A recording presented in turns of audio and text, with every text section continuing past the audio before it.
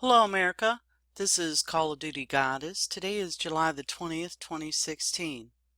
I'm at the Clarion Project at an article titled, "Did Erdogan Stage the Coup?" Since the coup, Erdogan has launched a brutally efficient purge against his political enemies, leading many to question the coup's bizarre events. And that's dated July the 20th, 2016. Now, normally I wouldn't do a video like this about a coup from another country, but I think it's important that we look into this and see if there's any similarities. Could this happen here? So, a leader of the coup is arrested by Erdogan's intelligence agency. In the aftermath of the attempted coup in Turkey Friday night, thousands of teachers, as well as police, military personnel, judges, governors, and more have been dismissed. And I'll let you look at the list. You can pause it and read it if you'd like. In addition, the public sector employees have reportedly been forbidden from leaving the country.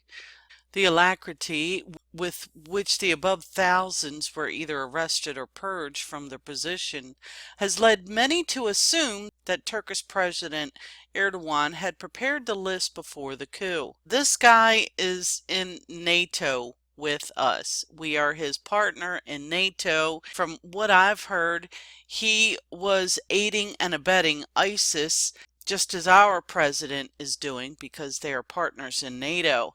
Not only was he aiding and abetting them, I believe, and many others believe, I've seen reports that he was using ISIS to take over the oil fields in Syria and then having the oil shipped to his country, I believe in exchange for weaponry and stuff like that. So that's what I've heard. Moreover, many dubious circumstances surrounding the coup have led others to question whether the coup was in fact staged to allow Erdogan to execute these purges and declare a state of emergency where authoritarian rule will be imposed on the country. These circumstances include the fact that the coup's plotters failed to seize power. Neither Erdogan nor any members of the cabinet or high-ranking officials of Erdogan's Islamist AK party were detained or killed. That's a pretty big signal there. Erdogan's $600 million presidential palace was not attacked or occupied. That's a biggie too. Erdogan's plane was not intercepted or shot down as he flew back to Istanbul, despite the fact that top generals in the Air Force were involved in the plot. Coup plotters occupied the international airport but left before Erdogan's plane landed, attacked the parliament building, which was all but empty at the time, and failed to seize control of the media. After initially taking control of the state's TRT station and CNN Turk, the plotters immediately relinquished control of these news outlets back to the government, which allowed Erdogan to leverage appeal to his followers to take to the streets in support of the government. Whether the coup was staged or Erdogan received a tip-off about it, as others have suggested, he was able to bring the Islamic street out in force to support him. In 2015, a research company was raided by government inspectors after releasing an opinion poll, and its pollsters were detained after releasing results of an opinion poll showing that Turkey's ruling party was losing votes in an upcoming election. Meanwhile, jihadi propaganda is becoming more and more common in the Turkish Islamist media. In just one example, Islamic Humor magazine, known to be close to the ruling AKP Justice and Development Party, recently published a cartoon praising the Islamic State. Now, this goes back to the Caliphate, which was called for by a Muslim cleric 2 years ago. Yeah, 2 years ago.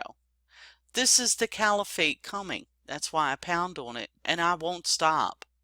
And people can say it's something else all they want, but it's so in your face and it's so blatantly obvious what's going on that you cannot deny it. It's to that point where it can no longer be denied.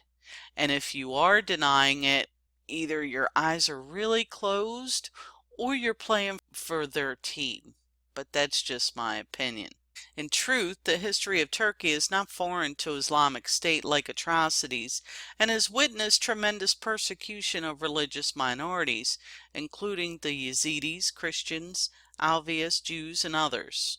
Many Turkish governments and a considerable part of the Turkish society have carried out brutal crimes against their minority citizens.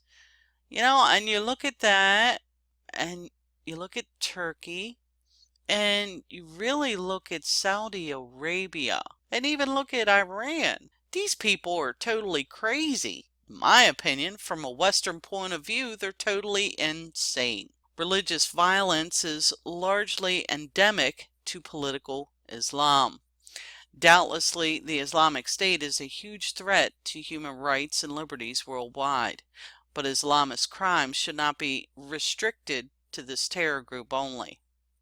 Analyzing the history of Islamist crimes against non-Muslims both in Turkey and the rest of the Muslim world, as well as the Islamic doctrine of jihad, will give us a better insight into why many Muslims can so easily feel sympathy for a horrific group like ISIS, and why many pious Muslims can even see ISIS as a source of humor.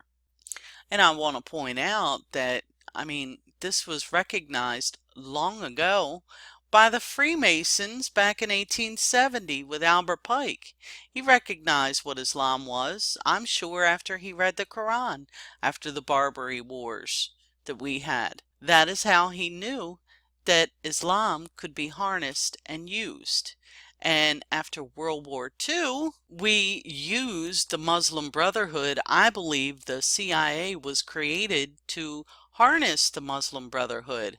I did a video on that, the Muslim Brotherhood in America and what's behind it, part 2. You'll be shocked what you learn from the CIA. I had personally no idea that the CIA was basically created after World War II pretty much for the Muslim Brotherhood, and how we embraced the Muslim Brotherhood from the inception of it, and how Gerhard von Mend, a Nazi, I don't know what you want to call him, a Nazi sociologist, I'd call him, really wanted to harness Islam, and he did. And he was never arrested. In fact, he was given a cozy job with a comfy office and a nice salary. Anyway, I wanted to look into this a little bit more. I had a feeling that it was staged, but we need to keep an eye out on this because pretty much Obama has been purging our places like this for a long time. And I find it shameful. I find it shameful that Obama is using Islam and especially the blacks. And this is a this is a minority, in my opinion, of blacks that are doing this Huey P. Newton Gun Club, the Black Panthers.